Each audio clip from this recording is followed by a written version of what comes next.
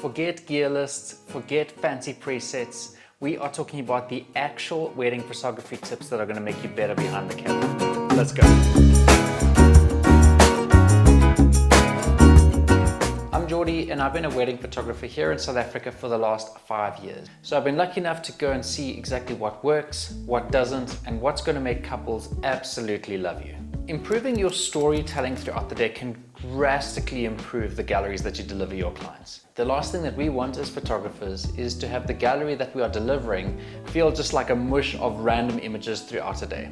If we can allow our photos to be a vessel to deliver a storyline throughout a day, that is how we're going to make sure that we get tears coming from the bride's face when she goes and opens up a gallery. And obviously, I mean tears of joy. So weddings are supposed to be a story, not just a checklist. So make sure that you capture moments like the laughs, the crying, the tying the shoelaces, and any small detailed moments throughout the day. You always need to be taking a look for special interactions, candid moments, and small hidden things in the background that are very easy to miss. These are the things that a couple will remember and absolutely love you for.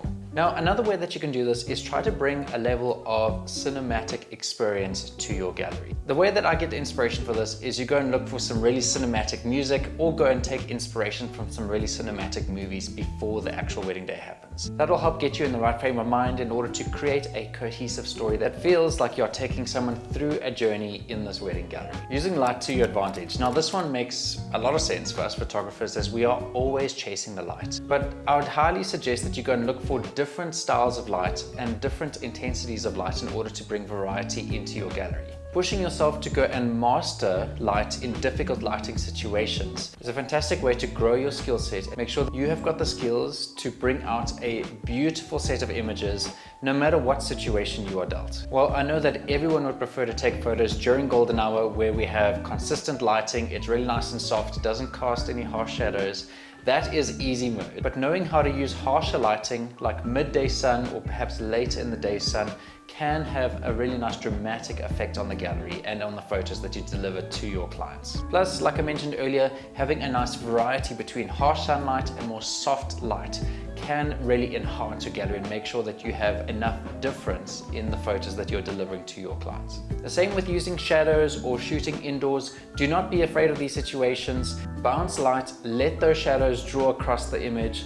Make sure that you use your flash when necessary, and even if you end up using your flash outdoors, that's a pretty cool trend at the moment. Next one may seem pretty simple, but it is just to arrive early and scout out the venue before the wedding day starts. Now, you may think that this will not directly impact your photography in terms of the images that you create, but I promise you it will. I've been in this situation way too many times, when either I was caught in traffic or had some issue along the way that resulted in me being on time for the wedding instead of arriving a little bit early. Now, what this actually means in terms of your coverage is that you do not get a chance to go and plan where you want to go and take different shots throughout the day. Speaking from experience here, there is nothing more frustrating than after you've already wrapped up your couple shoot, you find the perfect location on the venue that would have been so much better to take photos at. Not only that, but if you do take the Compass app out on your phone and walk around the venue a little bit early in the day, you can kind of plan where the sun is going to be, which allows you to go and jump to the specific spots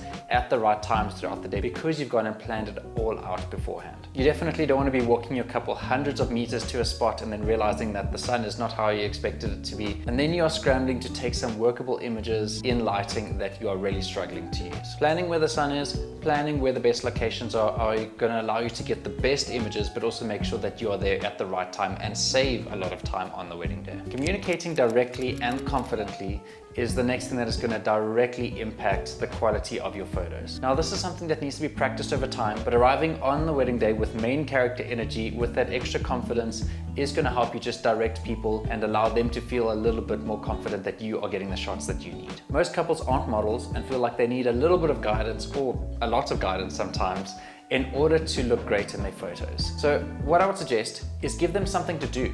Make them move a little bit.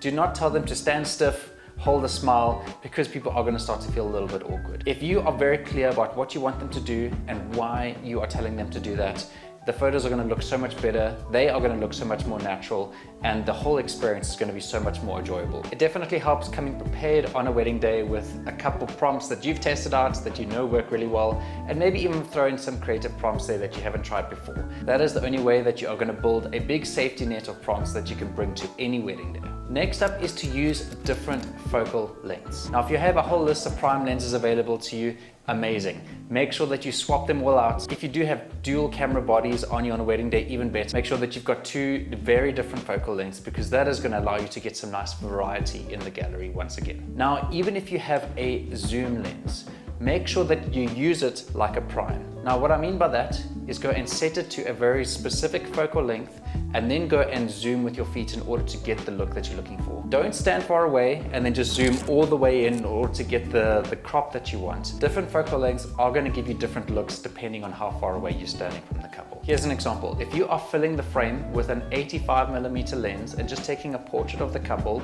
that is going to look vastly different to using the same amount of real estate in the photo but taking it with a 35mm lens. So make sure that you practice with different focal lengths as much as possible, not just to get great variety in your photos, but also to go and build your confidence in knowing what focal length you need for which situation, and make sure that you know exactly how to get the look that you are planning in your photos. So those are some rapid fire wedding photography tips that are going to actually make you better and make sure that you are consistently growing as a photographer. And if you found this helpful, hit like, subscribe, and make sure that you comment your own wedding photography tip that you would love to share with me. I would love to hear it.